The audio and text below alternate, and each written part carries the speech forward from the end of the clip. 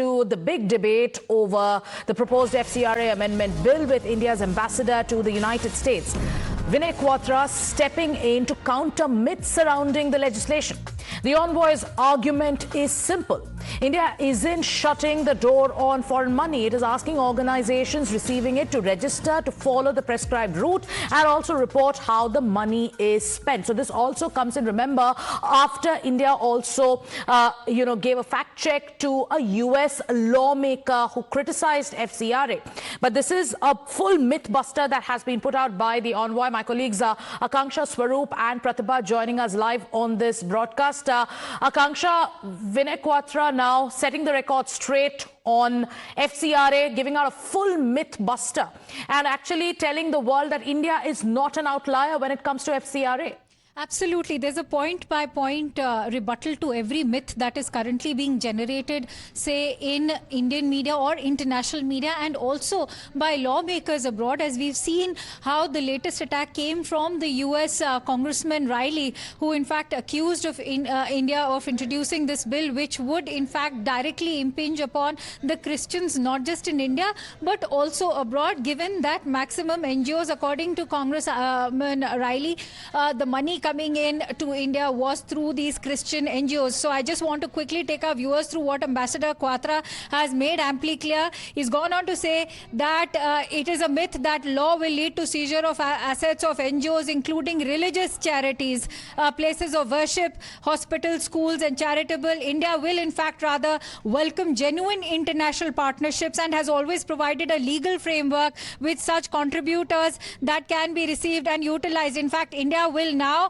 this bill will add a designated authority to safeguard those assets, and now that kind of funding, Sagarika, will be coming through that designated authority, and it depends now on that designated authority to welcome that amount and exercise all the legal framework, do the checks if it falls in that legal framework. Most importantly, which is a direct rebuttal of sorts to Congressman Riley, is that FCRA is going to specifically target a particular community or religion, to which Ambassador Quatra rightly highlights that nothing could be farther from it. The Act applies uniformly to all organizations, regardless of religion, community or ideology, faith-based welfare activities that includes faith-based religious education, maintenance of places of worship, charitable work by organization of every faith will continue to be eligible for foreign funding. Because remember, it's not just Christian institutions or NGOs that are receiving this kind of charitable funding from the United States. Yes, United States is among the top funders, but you also have a lot of money and funding coming in from the Middle East. So it is not going to be impinging on any religious, say, community or organization, which has been made amply clear over here by India's ambassador to the United States, Ambassador Vinay Quatra. Actually, let's go across to Pratibha. Pratibha, you have that series of tweets by the ambassador where he has countered every myth, and this is a reality check that India is giving to the critics of FCRA, and is also sending out a message to the world, is also sending out a message to some lawmakers in the United States who have come out and have criticized the FCRA. Take us through the myth buster that has been put out by Ambassador Quatra.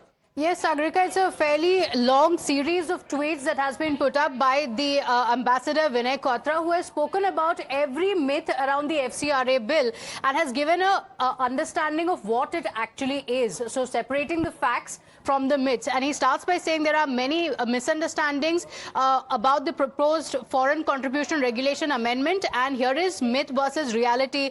First and foremost, the concerns around India framing new law to cut off foreign aid to civil society completely.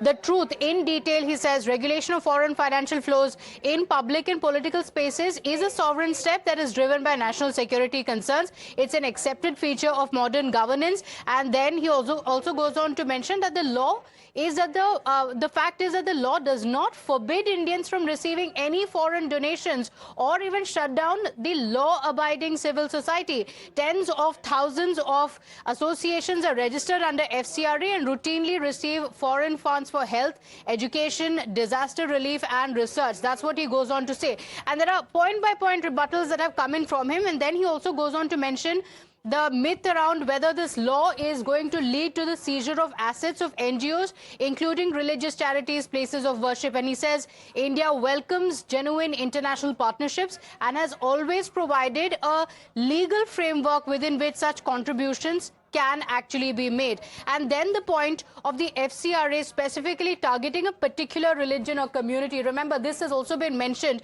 Again, he goes on to say, nothing can be further from the truth. The act applies uniformly to all organizations, regardless of religion, community, or any ideology. So this myth around faith-based targeting has been busted here. Apart from that, also talking about the myth that India is an outlier in doing this. The truth is that US also had similar regulations since 1938 and more licensing coming in 2010 as well. Australia, Canada, UK, all of it being mentioned. So, Sagarika, every myth around the FCRA bill being busted through a series of tweets here. Absolutely. Going back once again to Akansha, who continues to stay with us as we decode this mythbuster that has been put out by the envoy. Now, give this the larger perspective, Akansha. This comes after the criticism that came in from the US lawmaker, and also there has been a certain kind of a narrative that has been put out when it comes to FCRA, that it targets civil society, that it targets certain religious communities. But this mythbuster goes out and puts India's sovereign right over its own laws, isn't it?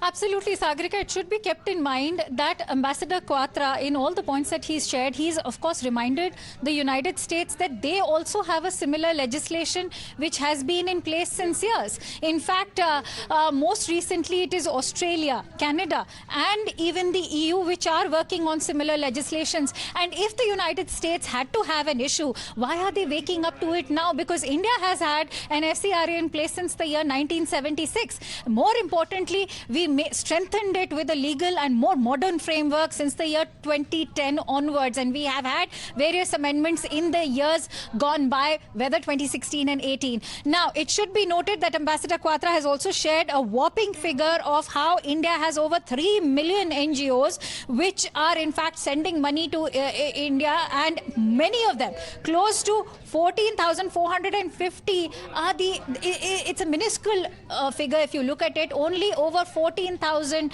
NGOs out of this figure of 3 million actually have FCRA registration. All right. So for India to ensure through this bill that they get cracking on registration of the very many other NGOs, millions of which are still without a registration, is only but justified. All right. Thank you so much, Akansha, for breaking down all those details. With that,